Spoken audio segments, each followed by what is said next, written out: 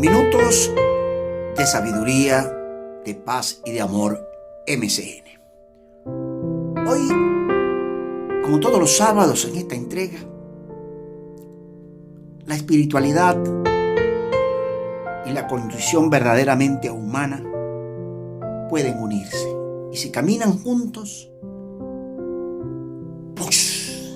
hacen que explote para bien el bien. Porque muchas veces el mal ha hecho más ruido y sigue haciendo ruido. No es que está saliendo victorioso, no. Y no tiene respaldo de Dios en ningún momento. Viene de esa oscuridad que muchos han escogido por la facilidad de vivir,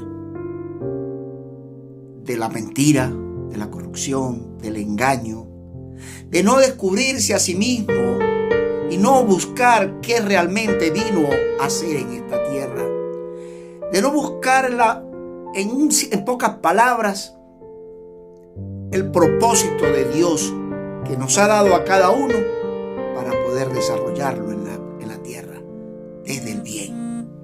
Algunos dicen, es que estoy al lado del mal porque yo quiero ser luz, o Dios me ha dicho que yo sea luz dentro de las tinieblas.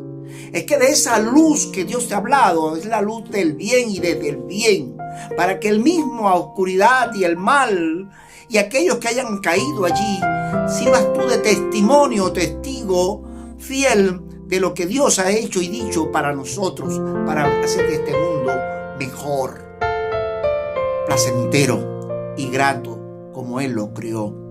Pero para eso tienes que hablar y expresarte, porque nada haces estar dentro de las tinieblas o de la oscuridad o del mal, porque dices que ahí vas a hacer luz y no hablas de libertad, no hablas de justicia, no hablas de paz.